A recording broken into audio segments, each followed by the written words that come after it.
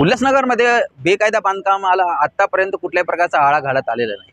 आता आचारसंहिता लागू असल्याने देखील अनेक ठिकाणी बेकायदा बांधकाम हे सातत्याने सुरूच आहेत। महानगरपालिकेचे जे अधिकारी आहेत ते बेकायदा बांधकाम पाडण्यासाठी किंवा त्याच्यावर कारवाई करण्यासाठी नेहमीच कामे ठरत आहेत, असंच काही दिसत आहे। असाच एक प्रकार घडलेला आहे तो कॅम्प नंबर 3 येथील एका शाळेच्या भिंतीची जवळची जागा जी आहे ती हडप करण्यात येत आहे। महानगरपालिकेतर्फे त्यावेळी 2दा कारवाई करण्यात आलेली असताना देखील आता परत ते बांधकाम सुरू करण्यात आले। सदर या बांधकामाबद्दल पाठपुरावा करणारे ॲडव्होकेट नागसेन सूर्यवंशी या सर्व गोष्टीबद्दल पाठपुरावा करत। महत्त्वाची बाब ही आहे की इथे जी शाळा होती त्याचा मुख्य द्वार जो होता तो देखील बंद करण्यात आलेला आहे आणि तिथे बांधकाम करण्यात आलेलं आहे।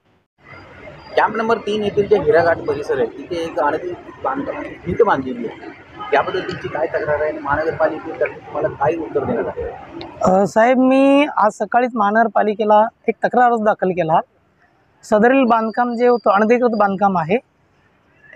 SES शाळा सिंधी हायस्कूल म्हणून शाळा आहे, त्याच्या बाजूला माणिक नावाचा एक चॉकलेटचा कारखाना आहे। त्या चॉकलेटच्या कारखान्याने काय केलं, कारखानदाराने जागा थोडी थोडी करत कॅप्चर केली आणि पूर्ण फुटपाथापर्यंत जागा कॅप्चर केलेली आहे। त्या शाळेच्या मालकाने याच्या विरोधामध्ये महानगरपालिकेत तक्रार अर्ज केला। तक्रार अर्ज केल्याच्या नंतर त्यातल्या दोघांच्या सुनावण्या झाल्या आणि बांधलेले बांधकाम महानगरपालिकेने 2 वेळेस येऊन तोडले। 2 वेळेस बांधलं आणि 2 वेळेस महानगरपालिकेने तोडले। याच्यावर यांनी कुठल्या आधारावर त्यांनी काय पेपर बघितलेत, कशी परवानगी दिली हे तपासण्यासाठी मी माहितीच्या अधिकाराचा अर्ज दाखल केला। मी त्यांच्या अटी शर्ती पाहिल्या आणि पूर्ण फाईल माझ्याकडे आल्याच्या नंतर असं लक्षात आलं की यावर सुनावणी झाल्याच्या नंतर महानगरपालिकेने जी परवानगी दिलेली आहे ती अटी शर्तींना अनुसरून झालेलं बांधकाम नाही, म्हणून तो दिलेला बांधकाम परवाना तो महानगरपालिकेने रद्द केला आहे। आणि आता बांधकाम परवाना रद्द झाल्याच्या नंतर देखील काल रात्री त्याने तो बांधकाम पूर्ण केलेलं आहे। या सगळ्या प्रकारामध्ये असं दिसत आहे की महानगरपालिका जो बांधकाम करते त्याला सहकार्य करते असं दिसत आहे का? हो सर, कारण मी अर्ज टाकल्याच्या नंतर मी जमीर लेंगरेकर साहेबांना भेटलो, जे अतिरिक्त आयुक्त आहेत। त्यांनी सांगितले की तो विभाग माझा नाही आहे, तो विभाग दुसऱ्याचा आहे, तुम्ही TPकडे जा।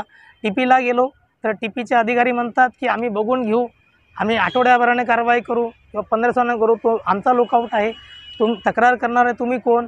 मी त्यांना सांगतोय की सर, मी या शहराचा एक टॅक्सपेयर आहे, मी नागरिक आहे आणि एक दक्ष नागरिक या नात्याने अतिक्रमण होणार असेल कुठे शासकीय जागेवर अनधिकृत बांधकाम असेल तर त्याबाबतची रितसर तक्रार करणे हे माझं कर्तव्य आहे। संबंधित प्रकरणाबद्दल तुम्ही खोब्रागडे यांच्याकडे गेले असतात, खोब्रागडे यांनी तुम्हाला काय उत्तर दिलं? ते सरळ सांगतायत आम्ही 8 दिवसांनी बघू, 15 दिवसांनी बघू, नाहीतर करू नाहीतर नाही ठेवू, तो आमचा लोकआउट आहे म्हणे। मला वाटतं की या सगळ्या प्रकरणात महानगरपालिका कुठली कारवाई करणार नाही। साहेब, महानगरपालिकेला जर कारवाई करायची असती तर महानगरपालिकेने स्वतःचे आदेश दिलेले आहेत तोडण्याचे। असं असताना देखील महानगरपालिका जर त्या गोष्टीला टाळाटाळ करत असेल तर याच्यामध्ये महानगरपालिकेचे कर्मचारी गुंतले असण्याची शक्यता नाकारता येतच नाही। पुढील पाऊल काय साहेब, आम्ही महानगरपालिकेला महिनाभराचा वेळ देतोय।